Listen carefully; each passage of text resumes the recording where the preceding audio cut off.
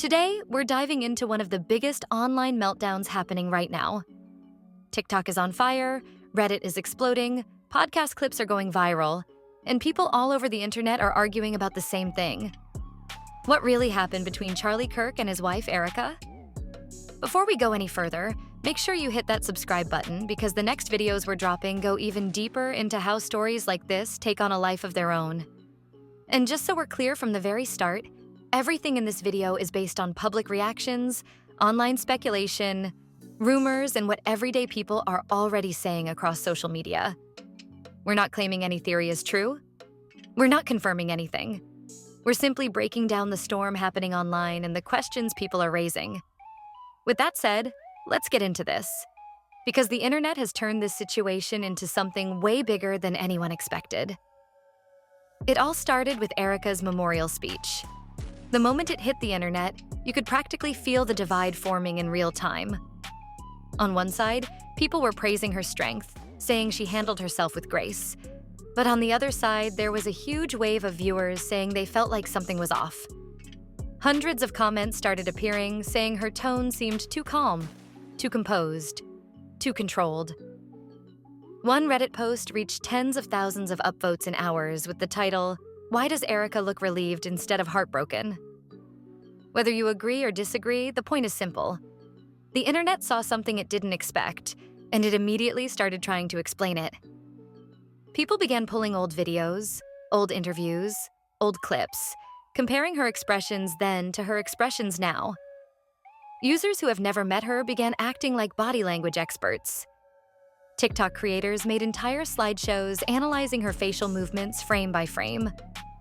And while none of this proves anything, online audiences don't wait for proof. They react instantly. They build narratives fast.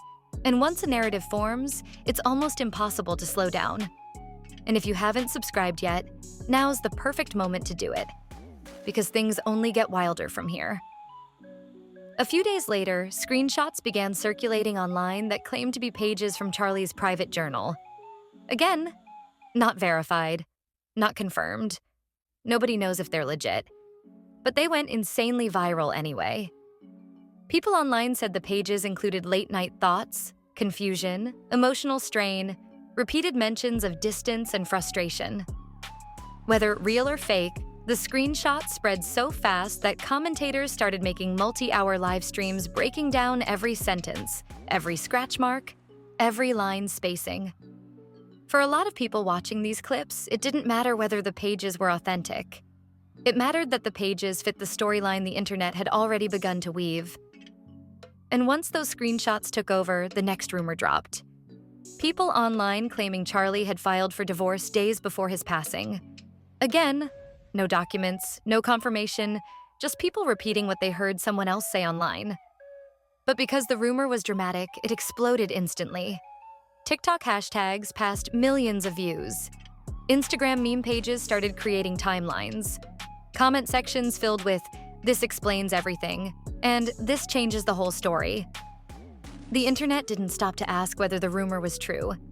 It treated the rumor as a missing puzzle piece that suddenly made the earlier theories feel complete. Then things escalated even further when a woman claiming to be Charlie's sister posted messages saying certain private texts should have never been made public.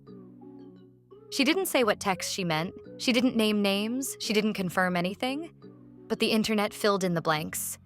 Some people believed she was defending Charlie, others believed she was suggesting there were issues in the marriage, and others thought she was trying to shut down fake rumors. Nobody knew what she meant.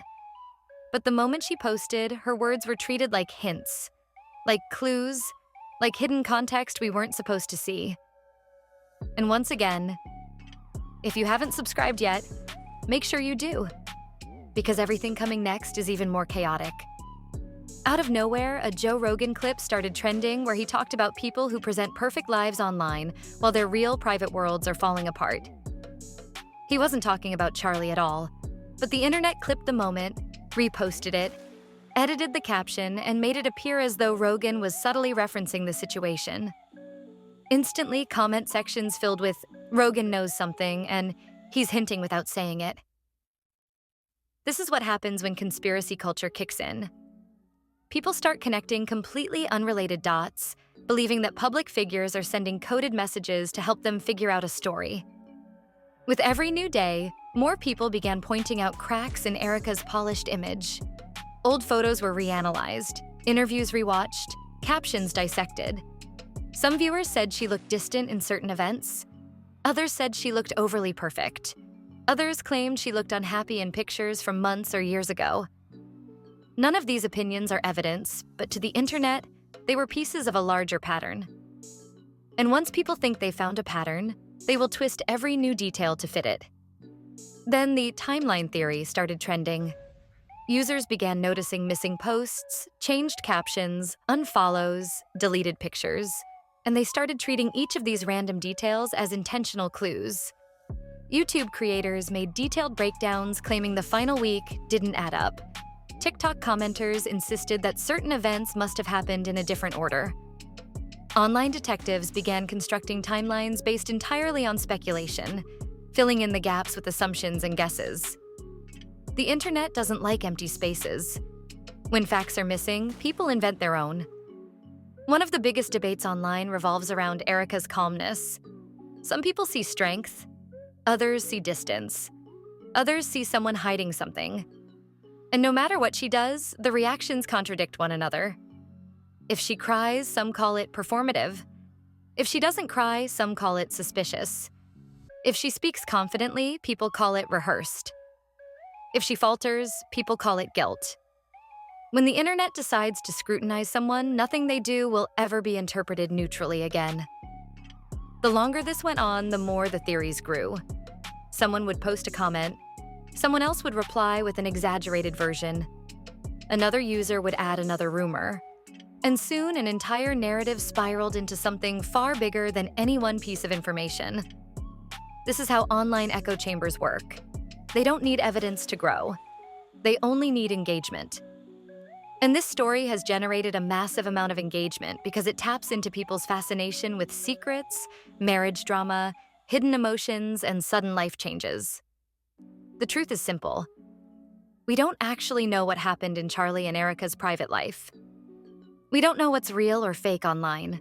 We don't know which screenshots are authentic, which messages were taken out of context, which rumors came from credible individuals, and which rumors were created by bored strangers for attention. We don't know what Charlie was dealing with emotionally. We don't know what Erika is experiencing right now. Everything the public is arguing about is built on fragments, guesses, interpretations, and reactions, not verified fact. But that's exactly why this story exploded. The less the public knows, the more they speculate. And the more gaps there are, the more theories people create to fill the silence. People don't like uncertainty. They prefer a dramatic explanation over a realistic one. They prefer a villain over confusion. They prefer a twist over ambiguity. And the internet rewards the most dramatic version every time.